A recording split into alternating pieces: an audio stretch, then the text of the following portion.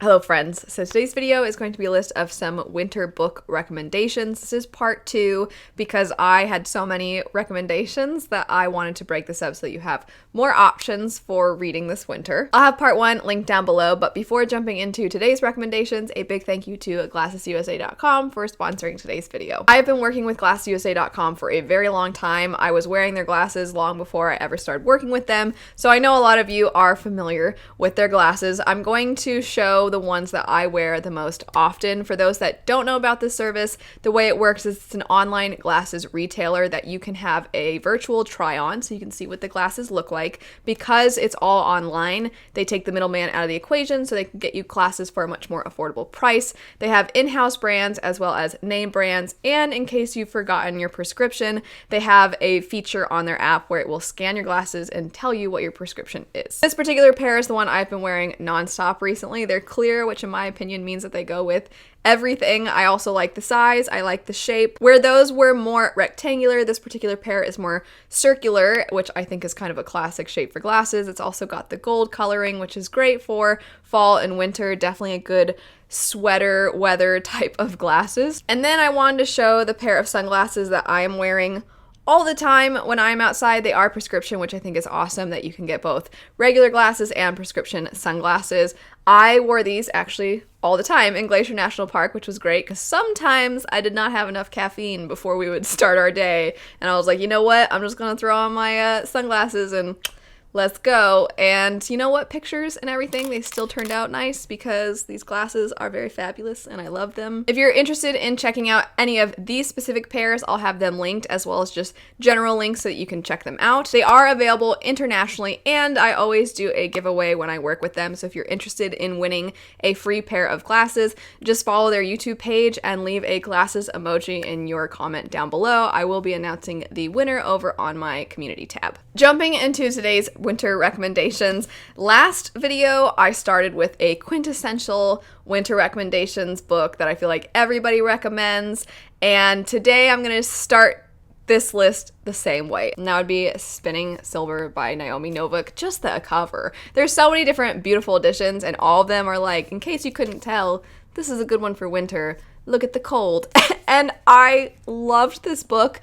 I was surprised how much I loved it. I've made quite clear before that I didn't love the book Uprooted, but I still wanted to give this one a try because so many of you told me, hey, Spinning Silver and Uprooted are pretty different, even though they look like they would go together. They're very, very different stories, and I was like, okay, I trust you, and I'm so glad I did because this is one of my favorite books now. So we follow a few different main characters. The one featured on the cover and the one that the main setup is centered around is Miriam. Miriam is the daughter of a too nice moneylender. So her father is somebody who, of course, as moneylenders do, lends money to people and then eventually, obviously, needs that money back with interest. But nobody ever really pays him back. So now him and his family are struggling.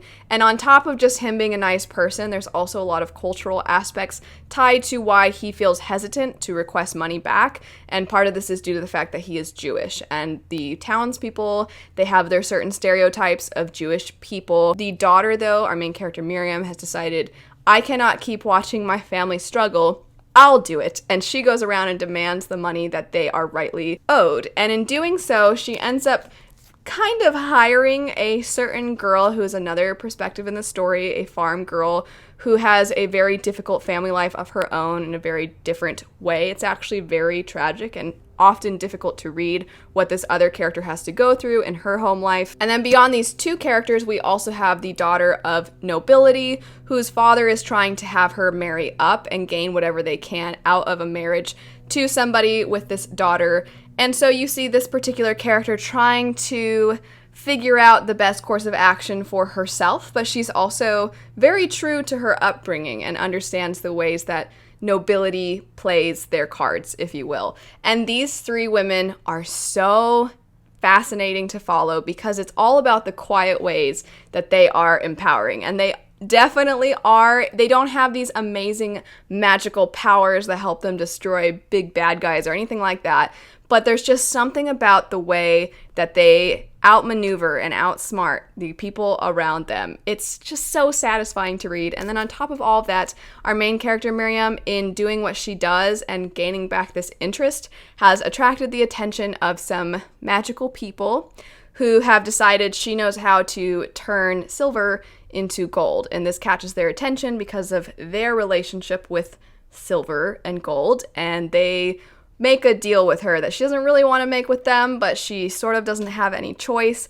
And it's a fairy tale retelling, which I always think is fitting for winter, but on top of that, it is a very cold setting. We got the very obvious winter recommendation out of the way. The next one, I really haven't heard that many people talk about this series, and I read this first book earlier in this year. I can't wait to eventually read more of the books in the series, and that would be Dark of the West. So this is a World War I, World War II inspired fantasy story. So it's not actually our own world. And we follow two different main perspectives. One is the daughter of somebody who is very important, and then the other character is a pilot. He too is the son of an important individual, and both of the parents of these two main characters, they don't care for one another. And something that this book does so well is that it shows the ways that the powerful, the decisions that they make, trickle down to the everyday person and the consequences that it can have, and the way that that can harm people. It can ruin people's lives, and it can even lead to people's deaths. In general, though, I have just never really read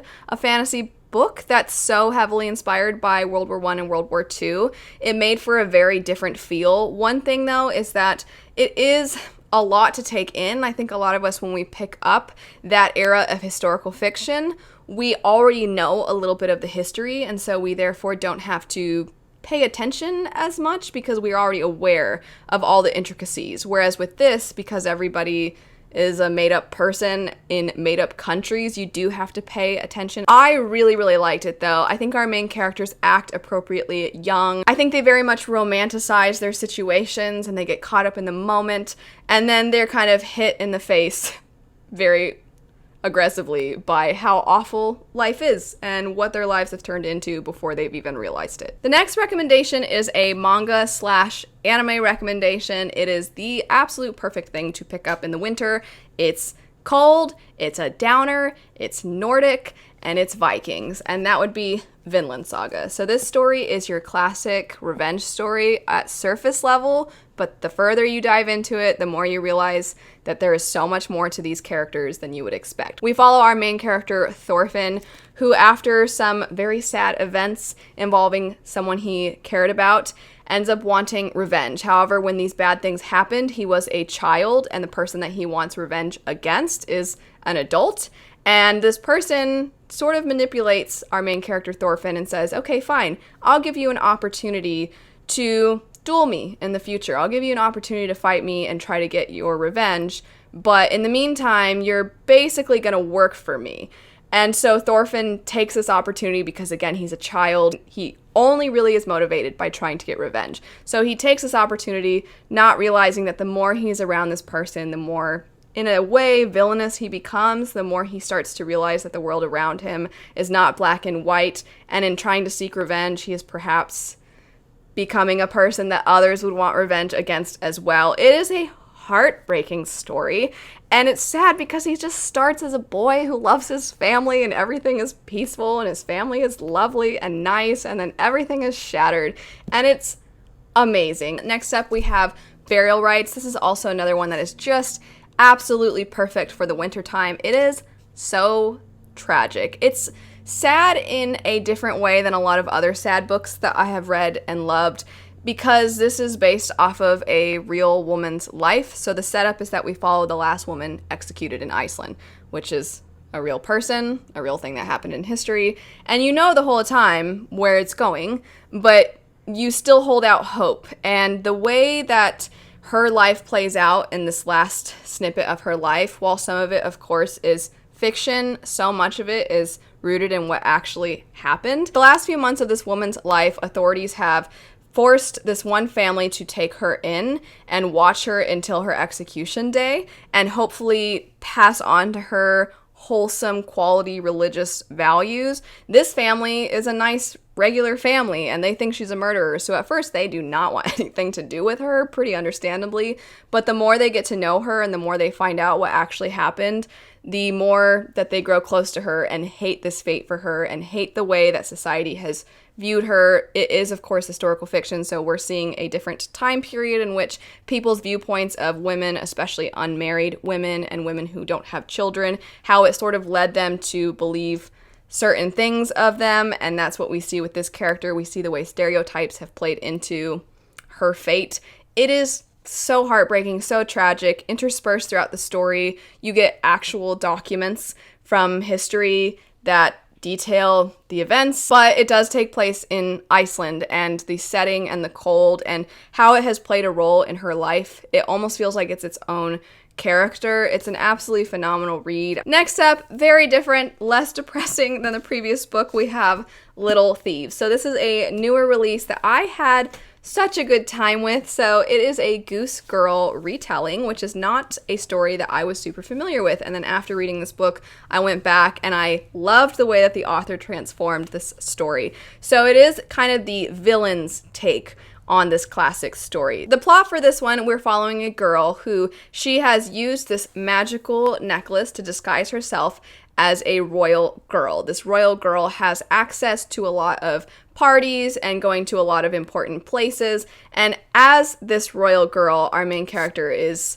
stealing from the very people that she used to work for. She is stealing from the people that have mistreated her her whole life. And she has her reasons for doing this, some of which you feel, as you're reading, are pretty justified. And then other things you're wondering, is this justified or is this your own greed getting in the way? And she ends up being cursed for her greedy ways. And now, not only does she have to try and continue her pursuit of her freedom, stealing all these things so she can live her life the way that she wants, but she also is trying to make sure that she doesn't die and rights the wrongs of her past. Not just her past, her present too, because she does some things that are perhaps not the nicest. And something that comes up a lot in this story is the inevitability of bad choices when you are in bad situations. It's very easy for the nobility and the people who are wealthy to be better, if you will, and not have to make such difficult choices in life. But our main character doesn't have these choices. She is desperate, and sometimes she does what she has to do, which isn't necessarily the legal thing to do, or perhaps the wholesome, just thing to do. But she's desperate, and she needs to survive, and she deserves a chance at a decent life. And so you see this character kind of going back and forth, wondering if what she's doing is right, and then literally having to figure this out, because if she doesn't, she'll die from this curse that's placed on her.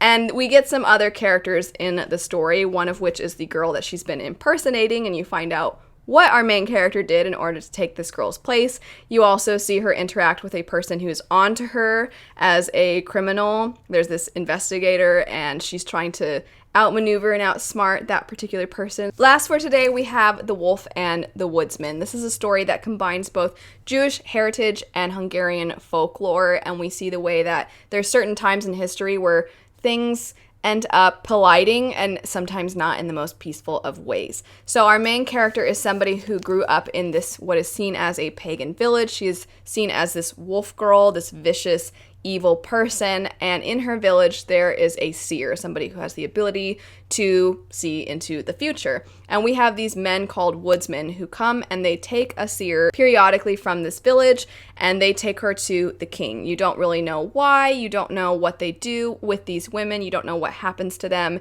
and our main character is someone who has no magic. She is not a seer. The next time the Woodsmen come, this village decides to sacrifice her to them rather than their actual seer. There is a romantic subplot in the story that I think was really pushed forward in the marketing, and while it is there, I wouldn't say it's perhaps only an enemies to lovers type of story. I think there's a lot more to the folklore aspects and the cultural misrepresentation of different groups, and it's actually pretty heartbreaking at times. It can also be very brutal at times. The magic in this story comes from self-harm at times, which is not always the easiest to read. And something that I think is very interesting is the ways in which one person's story and folklore and another person's story and folklore, while they might have some details different, they ultimately are rather similar, even though these two groups hate each other and think that the other is evil. But you go far enough back and the origins are rather similar, or the purpose of the story is similar. They're just